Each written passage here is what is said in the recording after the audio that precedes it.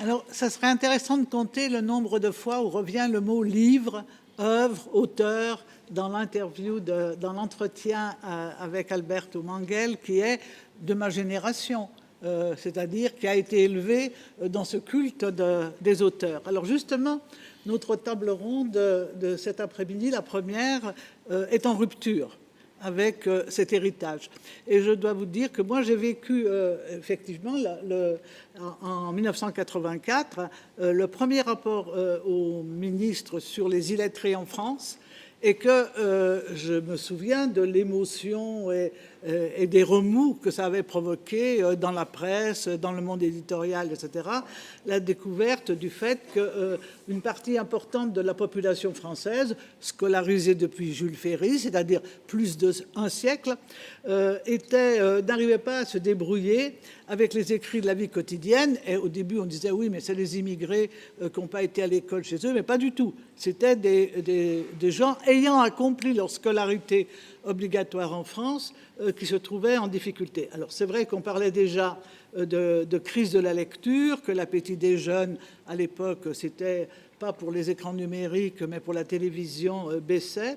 Mais on ne soupçonnait pas un illettrisme des adultes ayant été scolarisés. Donc ça posait tout le problème de la relation à ces écrits auxquels, comment dire, tout le monde savait qu'ils existaient, mais comme toujours, c'est pas parce qu'une chose existe qu'on pense à la penser.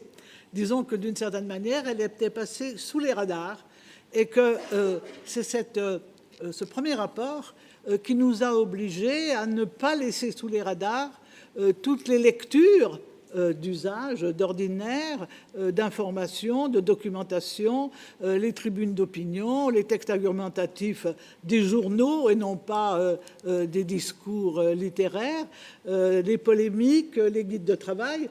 Je dirais tout ce matériau sur lequel les difficultés apparaissaient s'être accumulées au point de contrarier, voire même de handicaper un certain nombre de citoyens ordinaires, comme on dit, de la vie quotidienne. Alors voilà, c'est là-dessus, depuis 40 ans, les choses ont évolué. Et la question est de savoir comment les formateurs, les professeurs ont intégré ou pas cette prise en compte. Est-ce que les choses ont changé depuis l'époque où faire lire des textes de fiction, qui n'étaient pas toujours des romans, mais presque toujours, c'était le travail important des professeurs. Alors, Christophe Rondeau, vous êtes un spécialiste de la didactique de la lecture à l'Université de Genève. On est donc bien dans une internationalité. Alors, est-ce que vous pouvez nous éclairer un petit peu sur cette question? Qu'est-ce que les enquêtes disent à ce sujet? Alors justement, en préambule, peut-être bien dire que pour répondre à cette question que je trouve, à part ça, passionnante aujourd'hui, je m'occupe de recherche, mais j'ai besoin de saisir les pratiques effectives des enseignants dans les classes de français, depuis les tout petits jusqu'aux grands. Donc quand je parle de lecture des adolescents, j'ai besoin de connaître leur histoire, hein, on en a évoqué un petit mot tout à l'heure, et donc de savoir d'où ils viennent et quel est leur curriculum effectif. Donc première petite précision. Une deuxième petite précision, je m'intéresse aux recherches qui comparent aussi les pratiques, hein, certes les Suisses et les Genevoises, mais les Françaises, mais les Québécoises, mais les Polonaises. Et on découvre qu'il y a quand même pas mal de variétés. Et donc, que ce que j'ai entendu ce matin, effectivement, Christine Mongelot le rappelait tout à l'heure, j'ai parfois un peu l'impression que c'est des préoccupations effectivement plutôt franco-françaises et que peut-être en allant voir au-delà de la frontière, par exemple genevoise, on découvre d'autres pratiques. Petit préambule enfin, pour finir, je m'intéresse à l'histoire de ces pratiques ordinaires, c'est-à-dire un enseignant, une école, elle prend bien sûr dans la synchronicité de 2024 d'aujourd'hui des pratiques avec des élèves d'aujourd'hui, etc. Sauf que on voit, et c'est ça qui est intéressant, on voit que ces pratiques, elles sont aussi sédimentées, c'est-à-dire elles sont aussi héritières d'un passé parfois multiséculaire. Et donc certains exercices que nous voyons de lecture aujourd'hui dans les classes, on voit qu'elles ont 100, 150 ans, 200 ans d'existence. Donc ça m'intéresse de voir ce curriculum, cette histoire et cette internationalisation des pratiques. Tout ça pour vous répondre, Anne-Marie, sur est-ce que ça bouge ? En fait, il faudrait démonter la mécanique de la réponse un peu facile qui dirait « ouais, l'école ne prend pas suffisamment en compte les nouveaux contextes ». Si, elle le fait, et dans les enquêtes que nous menons, on voit clairement que les profs de tous les jours s'emparent du corps à corps qu'ils exécutent tous les jours avec les classes, avec les élèves, pour transformer lentement, certes, leur pratique. Seulement, ça bouge tout le temps, les contextes. Le numérique est arrivé il y a une quinzaine d'années, donc les nouveaux lecteurs, oui, sont ceux qui scrollent, qui ont en face d'eux un tas d'écrans, etc. Donc, oui, ces pratiques bougent lentement, mais elles bougent. Donc, je réponds enfin à la question, qui est-ce qu'on fait d'autres choses que de la littérature aujourd'hui dans les classes? Oui, on fait d'autres choses que de la littérature dans les classes. Et par exemple, on intègre les variétés de genres de textes, mais je reviendrai sur peut-être cette réponse. Est-ce que tout de même, on ne peut pas dire que la grande majorité des lectures restent narratives? C'est vrai, donc il faut quand même le reconnaître. Dans les enquêtes que nous avons menées, on peut même chiffrer ce rapport en disant c'est 70% des supports soumis aux yeux des élèves, 70% de 70, pardon, faut que je traduise, de ces textes sont des textes narratifs. Narratifs, littéraires, et alors le reste, une toute petite portion de textes dits plus variés. Donc effectivement, le poids de la narration aujourd'hui est énorme.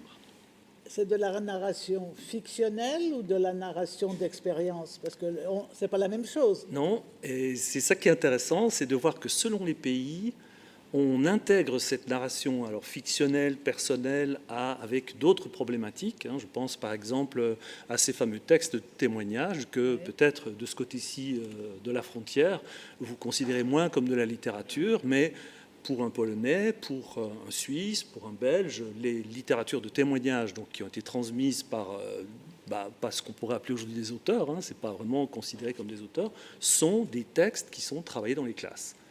Et donc, c'est intéressant alors de se dire... Alors que ce ne sont pas des fictions. Voilà, ce ne sont pas des fictions, et ce ne sont pas des auteurs reconnus. D'accord. Alors, comment quand même vous expliquez cette permanence du récit, enfin de la narration? Et comment est-ce qu'on peut imaginer ouvrir davantage vers d'autres types de textes? Oui. Alors, c'est une question redoutable qui à la fois... m'oblige encore une fois à essayer de se dire qu'une pratique ordinaire de classe, d'enseignement, une école, elle est tributaire de son histoire. Donc, ça veut dire ce que les enseignants font, c'est qu'ils s'emparent des formes nouvelles, des nouveaux contextes, ils les transforment et pour les transformer, ils utilisent de très vieux outils qu'ils recyclent. Donc, parler de ce qui bouge, c'est aussi dire, tiens, pour travailler le numérique, par exemple, dans les classes, je vais aller utiliser des vieux tris de textes qui sont travaillés dans les classes depuis 50 ans, oui, quelque chose comme ça, et ça fonctionne.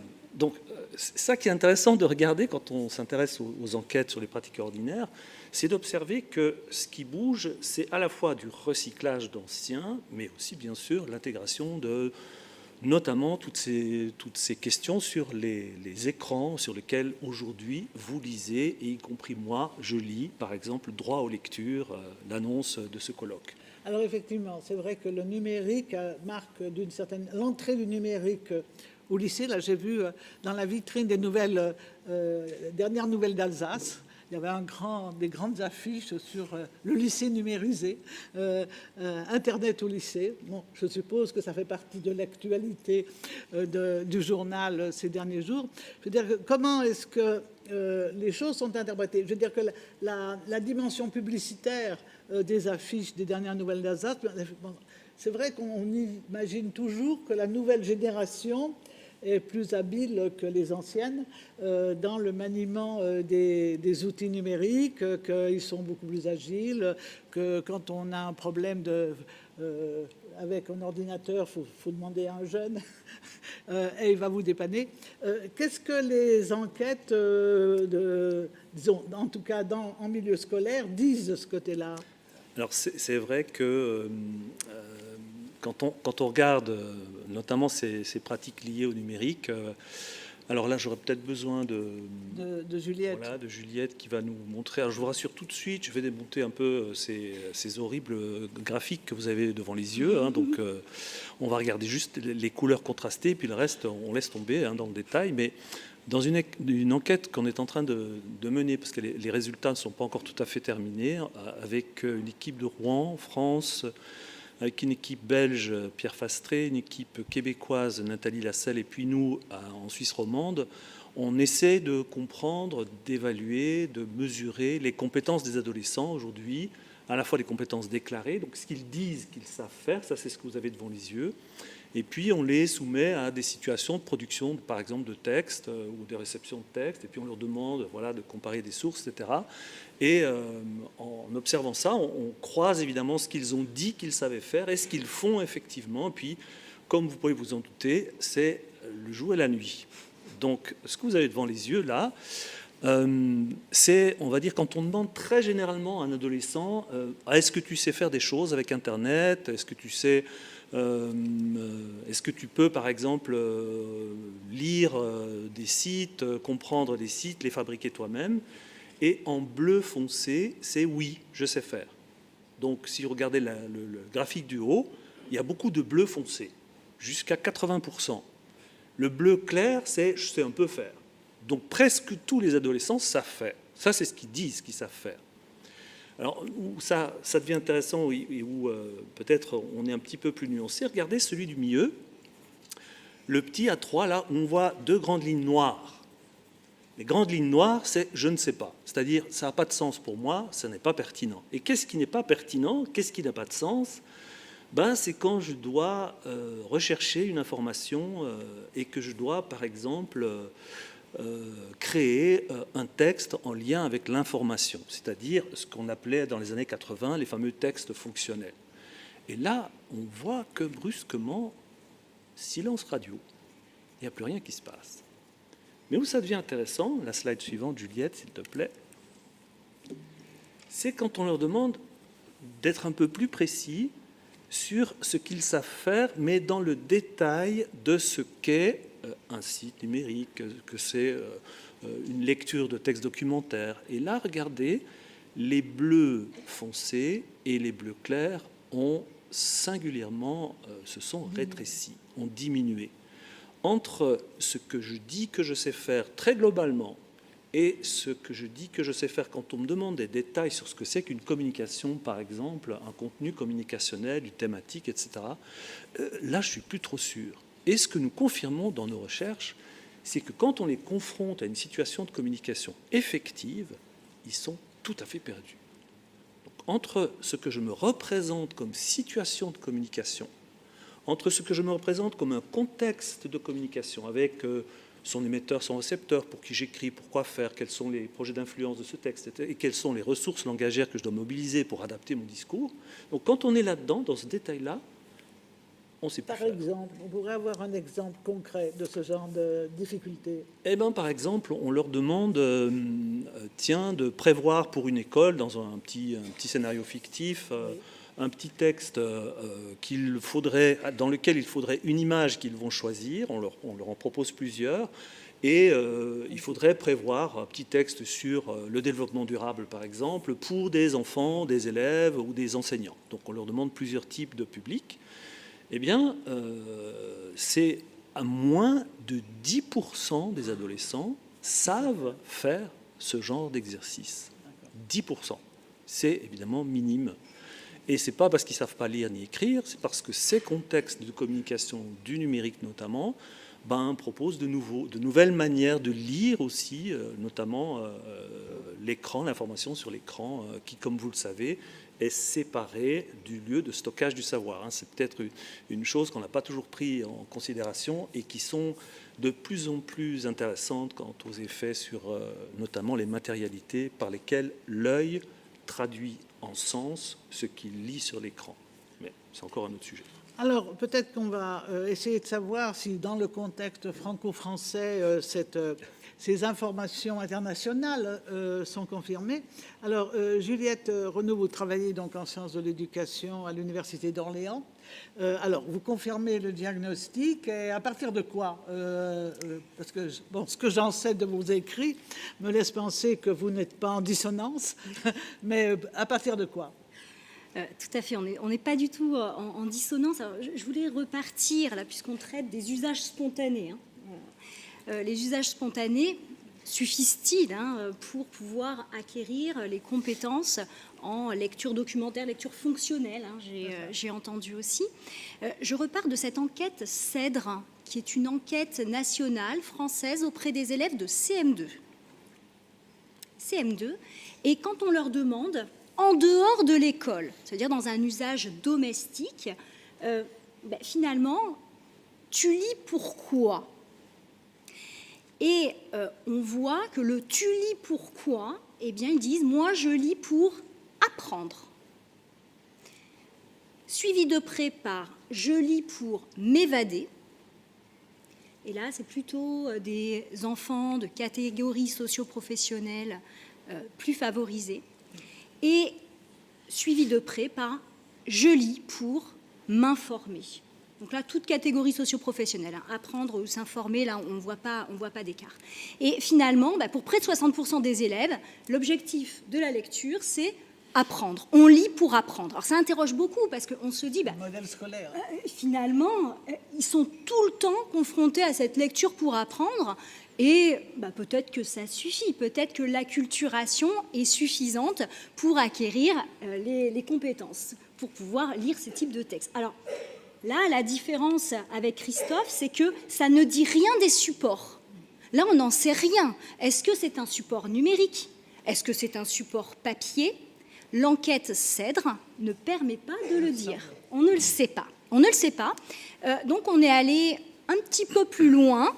Et puis, en allant voir un public qui vous intéresse davantage aujourd'hui, les collégiens. Avec cette note d'information de la Direction de l'évaluation de la prospective et de la performance, la DEP, qui a enquêté sur les manières dont les collégiens occupent leur temps libre. Donc là, on est toujours dans un usage domestique, on n'est pas dans un temps scolaire, et on va voir ce qu'ils lisent. Enfin, s'ils lisent peut-être, d'ailleurs, peut-être ne lisent-ils pas, le suspense est à son comble. Alors, j'ai trié pour vous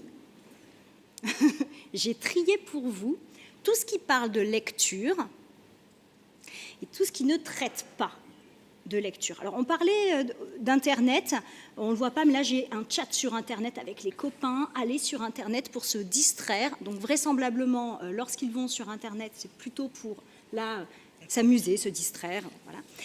Et la lecture, nous l'avons ici.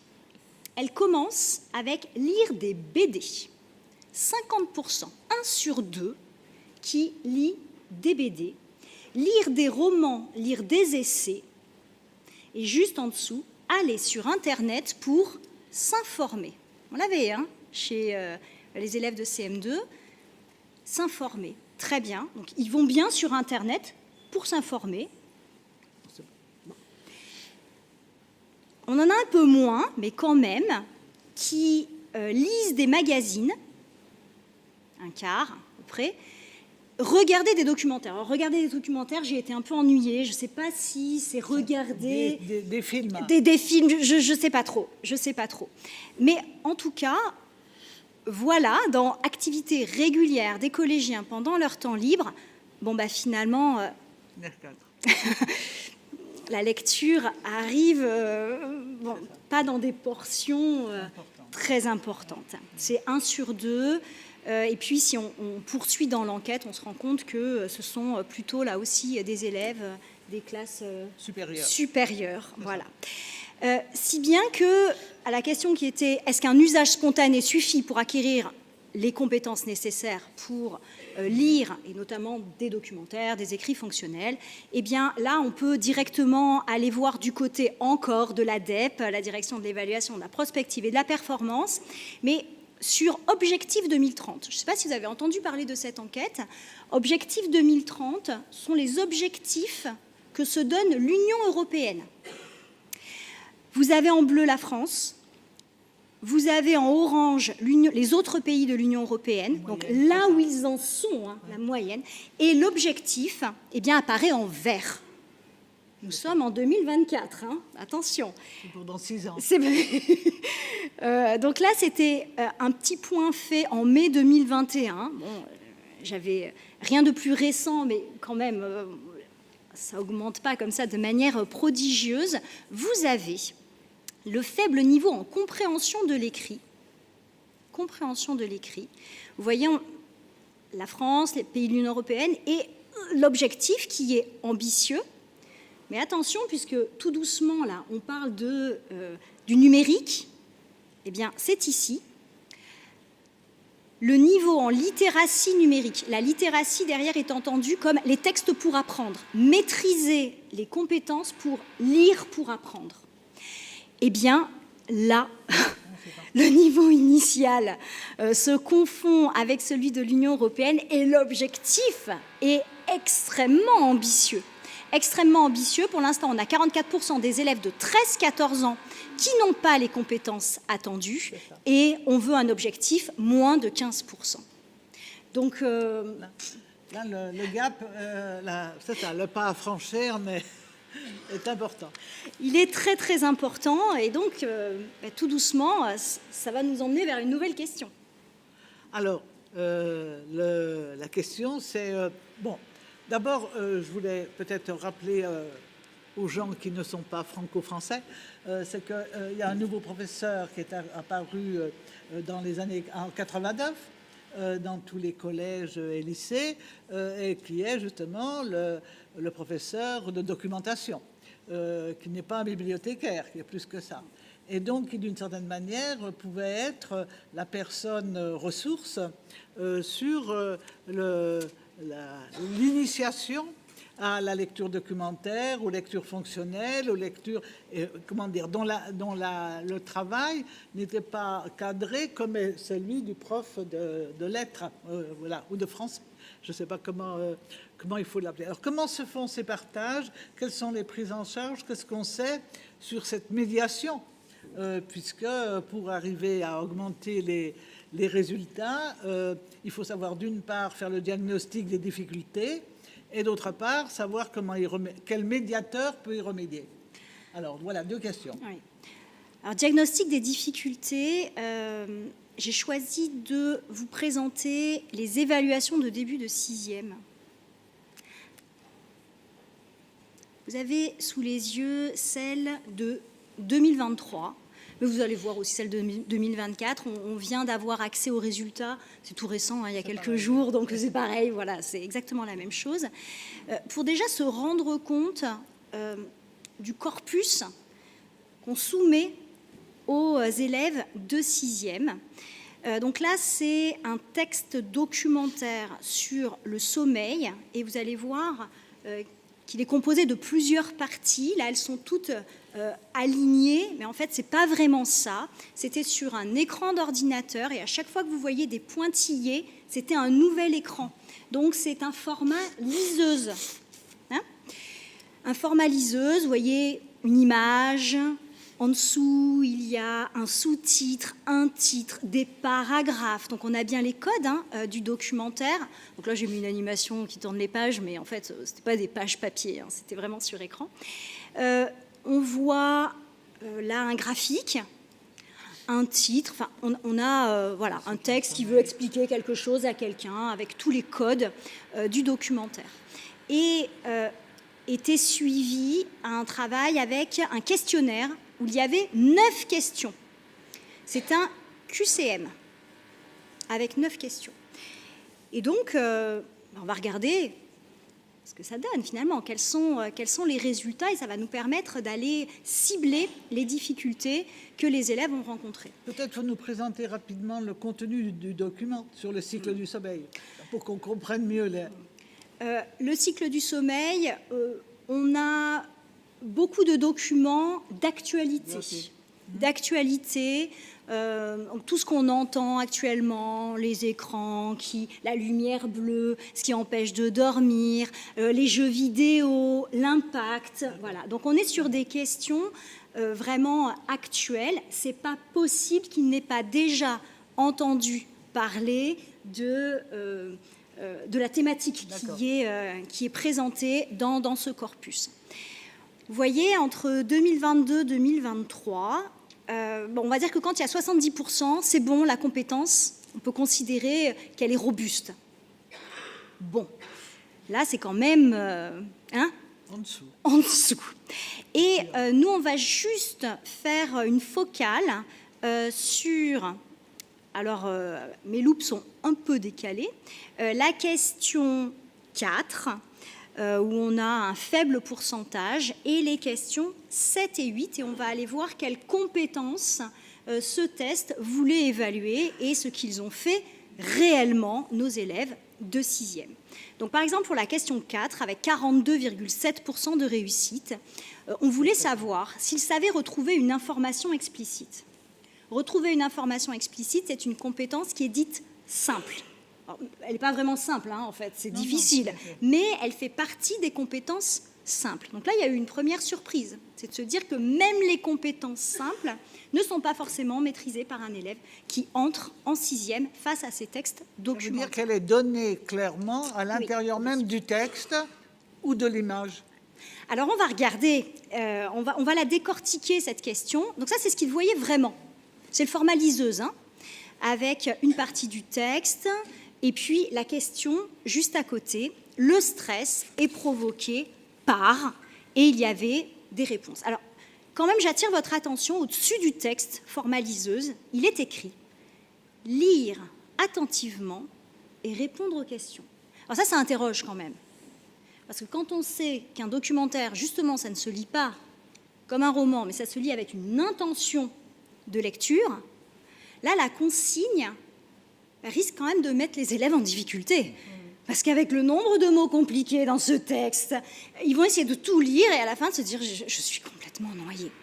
Bon, bref, ça, c'était entre parenthèses. Ça veut dire que si on leur avait dit « regarde les questions et ensuite lis le texte », on aurait changé complètement les résultats. Complètement.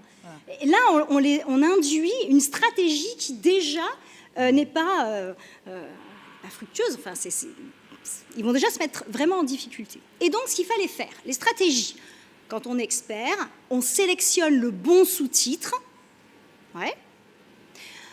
Ensuite, donc là, sélectionner le bon sous-titre, on peut supposer qu'ils vont chercher à faire de la recherche lexicale. Stress, stress, voilà, ça va être celui-ci.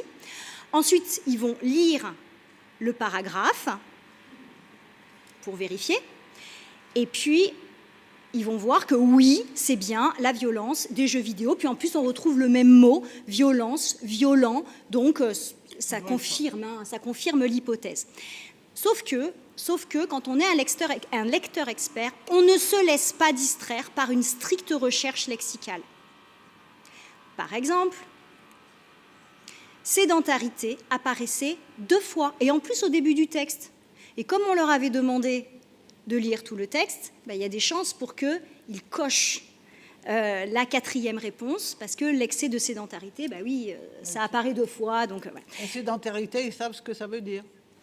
Ils ne savent pas forcément, ça apparaît 2 fois, terme à terme, donc probablement ça veut dire que c'est bon.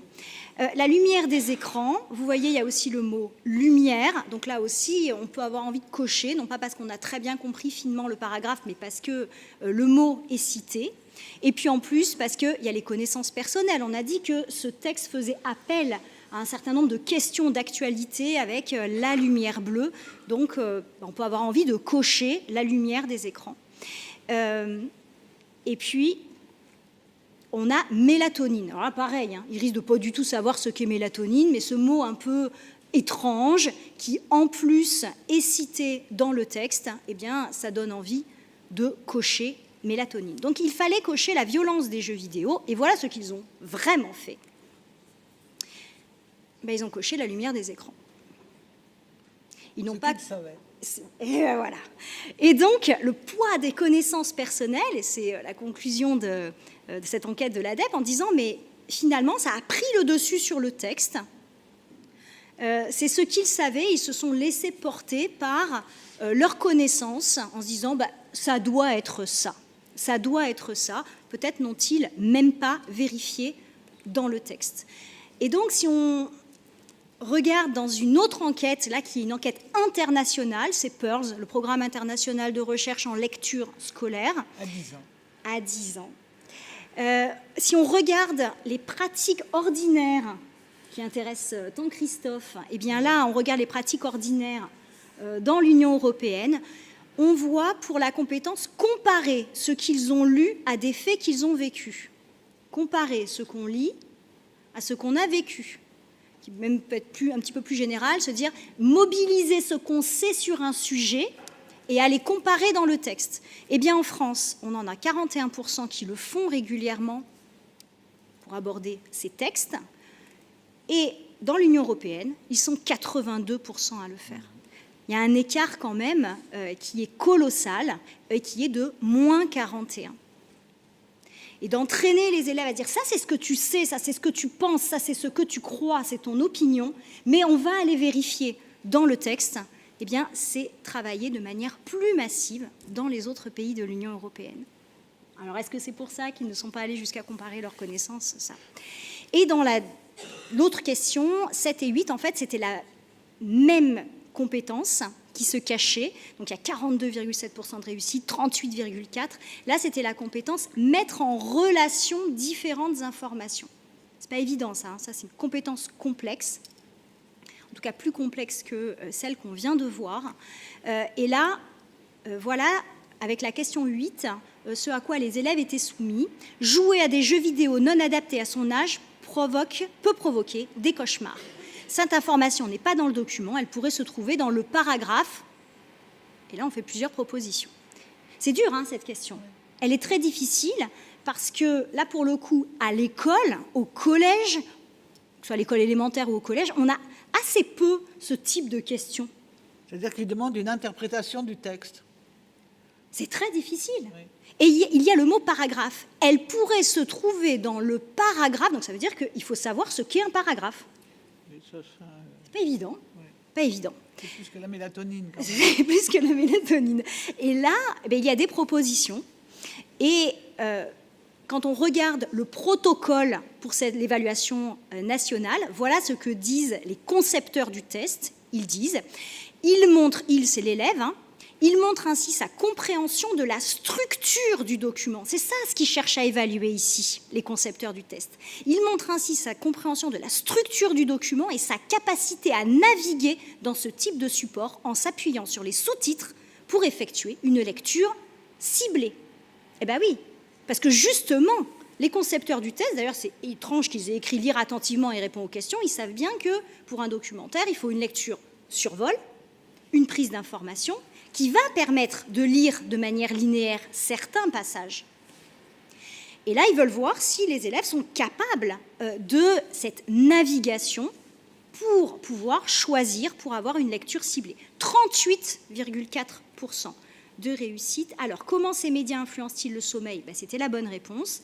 Et ce qu'ils devaient faire, là, ça ne pouvait pas être ça, parce que cauchemar, ce n'est pas sommeil de qualité. Là, c'est la conséquence des écrans, donc ce n'est pas tout à fait pareil. Et le cycle du sommeil, non, les cauchemars ne font pas partie du cycle du sommeil. Donc, ce que les élèves devaient faire, finalement, c'était d'aller regarder chacun des sous-titres et ensuite de faire des hypothèses en disant ça peut peut-être être dans tel ou tel paragraphe. Donc c'est avoir une connaissance fondamentale qui est un sous-titre, ça annonce de quoi va parler le paragraphe. C'est dur ça, hein, parce qu'on que ne c'est met sûr pas en qu'en sait sachant. en plus, il y a 70% des textes qui sont des textes narratifs, ça n'aide pas les élèves à entrer dans ce type de lecture. Complètement. Et cette connaissance-là de la fonction des sous-titres, pour pouvoir dire finalement jouer à des jeux vidéo non adaptés à son âge peut provoquer des cauchemars, ça va avec comment les médias influencent le sommeil, eh bien, on se rend compte que c'est difficile pour les élèves. Alors, on est de nouveau allé voir dans l'enquête internationale PIRLS en disant peut-être que ça vient des pratiques ordinaires des enseignants. Qu'est-ce qui est enseigné? Et là, sur la structure du texte. Quand est-ce qu'on travaille la structure du texte? Eh bien, en France, 14% des enseignants déclarent travailler sur la structure du texte. Et les pays de l'Union européenne qui obtiennent de meilleurs résultats, enseignants qui font partie des pays de l'Union européenne qui obtiennent de meilleurs résultats, eux sont 50% à le travailler. Et donc, on a un écart de moins 36. Donc là, j'ai allumé une espèce d'engrenage là pour dire que probablement, il y a un enjeu sur l'enseignement des connaissances structurelles et fonctionnelles. Alors, c'est un peu de jargon là. Structurel, c'est pour dire un documentaire, c'est composé de sous-titres, c'est composé d'un sommaire peut-être, c'est composé d'une image qui va avec sa légende. Tous ces éléments-là un peu caractéristiques. Et fonctionnels, ce sont finalement ces connaissances les plus importantes parce que ça vient sur la fonction. À quoi ça sert un sous-titre? À quoi ça sert une légende? À quoi ça sert un sommaire, etc. Et ça, c'est difficile à acquérir. Ça, c'est difficile. Petit zoom, mais rien que pour un peu en sourire. Je suis en train de dire que les connaissances fonctionnelles sont les plus difficiles et que les structurelles, bon, en somme, c'est moins important. Quand même. On les apprend en faisant, oui. On les a, voilà. Bon. Novembre 2021, toujours évaluation à l'entrée en 6e, la lecture documentaire. C'est le test auquel les élèves de 6e ont été confrontés cette année. En fait, ils en ont deux. Ils ont le compost et ils ont le sommeil. Et chaque année, c'est soit le compost, soit le sommeil. Bon. Et texte tout à fait traditionnel du documentaire, un tableau, des paragraphes, une image, une légende, une liste. Voilà. Et la question était, ce document est-ce que c'est un texte documentaire, une recette de cuisine, un récit de fiction ou un guide d'entretien du jardin? Et on s'attendait à un texte documentaire. Eh bien, ils n'ont été que 37,6% à cocher un texte documentaire. Et l'ADEPE en a conclu que nos élèves français à l'entrée en 6e ne savent pas repérer un genre à l'aide de ces caractéristiques textuelles. Donc, pour mettre en œuvre des stratégies de lecture documentaire, encore faudrait-il reconnaître que c'est un texte documentaire. Parce que s'ils pensent que là, c'était un roman ou une histoire, eh bien, ils ne vont pas mettre en œuvre une lecture sur vol et ensuite déclencher ces connaissances structurelles, fonctionnelles sur le documentaire. Voilà, bon, là, c'était une petite blague.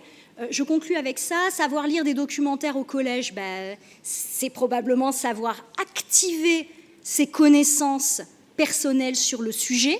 Qu'est-ce que je sais sur le sommeil? Qu'est-ce que je sais sur l'influence des écrans sur le sommeil? Donc, vous voyez, c'est ce petit cerveau-là qui va me permettre déjà d'avoir un déjà-là pour décrypter du texte, décrypter des images, décrypter ce qu'un auteur, alors pauvre auteur des textes documentaires, comment, parce qu'il n'y en a aucun qui est connu.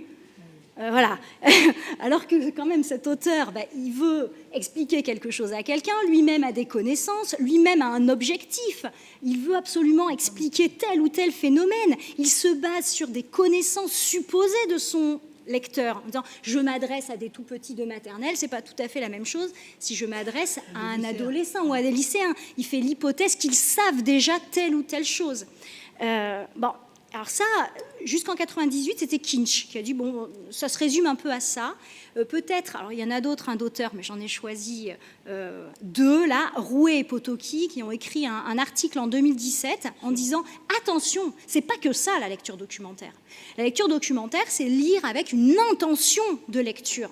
Le lecteur a une intention, ça veut dire que ça peut être un questionnaire. Oui, une recherche d'information, une construction de savoir, ou faire un exposé en classe. En tout cas, c'est pas faire une disserte. Il y a bien cette intention-là pour pouvoir lire et il va devoir, face à cette intention, mobiliser ses connaissances structurelles, fonctionnelles, et puis ça va finalement ensuite amener à la production soit d'une explication à l'oral ou d'une explication à l'écrit. Voilà, ça va être ça, la véritable finalité. C'est pas probablement lire pour lire, mais une finalité à l'oral ou à l'écrit. Voilà.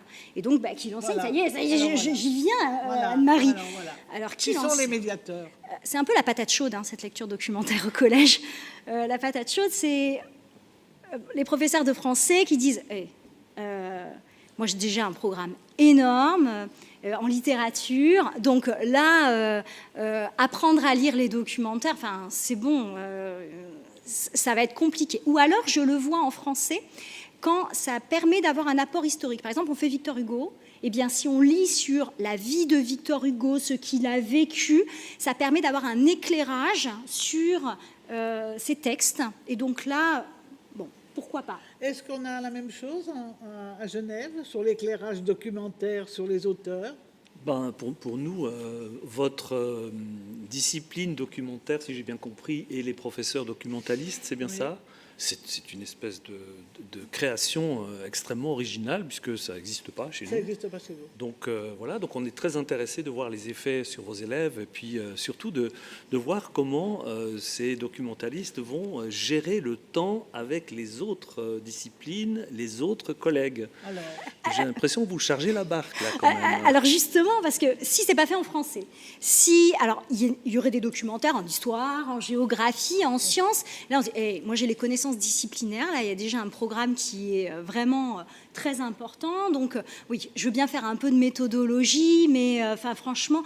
Et là, en plus, se pose la question de si je fais de la méthodologie en sciences, comment l'enseignant en histoire, géographie, EMC va être au courant de ce que j'ai proposé dans la méthodologie pour lire les textes documentaires. Pareil en français, enfin, la circulation comme ça de méthodologie commune est difficile. Et donc, moi, je le vois chez le professeur documentaliste. Alors, dans les temps d'EMI, qu'est-ce que c'est? éducation aux médias, Voilà. donc ça veut dire en 6e. Oui, parce que ça existe qu'en 6e. Alors, on se rend compte que finalement, cet enseignement, non seulement c'est la patate chaude, et puis en plus, lorsqu'il est formalisé, finalement, Alors, il est il assez... faut quand même décliner le sigle, parce que tout le monde n'est pas obligé de savoir ce qu'on met derrière EMI. Alors, éducation, aux aux médias médias et à l'information. et à l'information. Voilà, et non pas à l'interdisciplinarité, comme m'a cru une de mes collègues qui voulait me renseigner et qui m'a dit une chose fausse. C'est ça. Donc, c'est à l'information. Et au cycle 3, nous, on a... Alors, cycle 3, on pourrait dire, oui, il y a les 6e. Pour le cycle 3, mais c'est facile pour les CM1 et les CM2. C'est le même enseignant. Donc, nous, on a produit un ouvrage pour le cycle 3, parce que, en même temps, l'enseignant qui enseigne le français enseigne aussi les sciences, l'histoire, la géographie. Et donc, la partie méthodologique, finalement, boucle assez bien au service des disciplines, au service d'une lecture pour apprendre. Mais au collège, c'est une vraie question vive, ce qui l'enseigne. D'accord. Voilà. On va vous donner 5 minutes la parole pour conclure, puisque... il y a toute une série d'enquêtes récentes, justement, sur les problèmes de la fabrication du chrétien numérique ou le rôle des autres disciplines qui contribueraient sans méthodologie, mais par familiarisation à des lectures qui ne seraient pas des lectures littéraires. Est-ce que les professeurs des autres disciplines, ils ont la conscience que sans s'en rendre compte, ils sont aussi des professeurs de lecture, ou est-ce que ça fait partie, comme l'illettrisme en 84, des choses qui restent sous la table et en tout cas ne produisent pas d'effet dans les enquêtes que vous voyez? Enfin, moi, il me semble que le point important, c'est sur ces dimensions de tous ces écrits de l'école, qui sont des écrits non littéraires et qui pourtant font partie, je dirais, de l'ordinaire du travail enseignant. Alors, Trois petites précautions. Donc, ce qui est intéressant dans cette table ronde, c'est qu'il ne faut pas prendre ce qu'on pourrait vous dire pour on évacue la littérature. C'est pas ça qu'on fait, on est bien d'accord. Bon, on n'évacue pas la littérature, au contraire. Non, la table ronde suivante doit nous le rappeler. Voilà. 2, dans ce que Juliette présentait par rapport à nous, francophones, au-delà de la frontière française, c'est vrai que votre essai avec les documentalistes nous donne à voir des choses extrêmement intéressantes. Par exemple, est-ce qu'on ne devrait pas un peu mieux réfléchir à un objet d'enseignement qui se construirait depuis la maternelle jusqu'à 15 ans et pas attendre juste ces dernières années?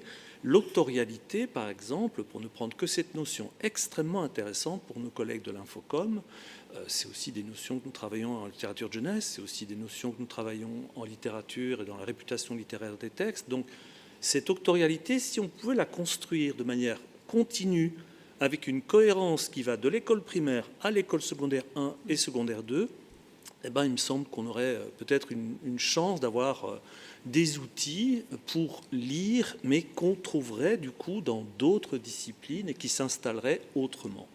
Donc ça, c'est mon troisième discours.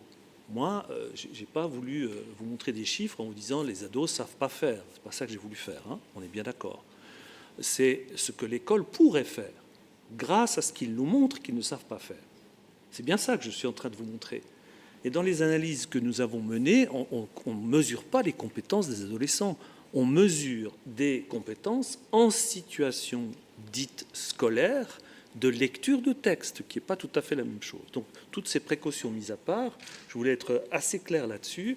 Il me semble que l'école a un rôle fondamental dans la disciplination. Vous me permettrez le jargon. Discipliner, ça ne signifie pas à la baguette, ça signifie avoir une cohérence d'une discipline scolaire qui construit des objets de savoir dans un curriculum, c'est-à-dire pas seulement une année, mais 12 ans, 15 ans d'école obligatoire. Bon, on ne va pas ouvrir le chantier de la formation des enseignants parce qu'on sera encore là demain, après-demain. Et peut-être comment on peut conclure aussi sur ces difficultés de la stricte qu'on a découvert à travers les difficultés de la lecture documentaire. Parce que moi, j'avais quand même envie de mettre en question les concepteurs des tests qui me paraissent avoir, disons, mis la barre très haut du point de vue des difficultés de lecture et de conclure à une incompétence à partir de ces documents-là. Est-ce que, bon... Je pense que ce n'est pas pour sortir les mouchoirs et se dire « oh là là, encore, on n'obtient pas de bons résultats ». Peut-être c'est juste la prise de conscience en se disant les digital natives, tout ça, non, ça ne suffit pas.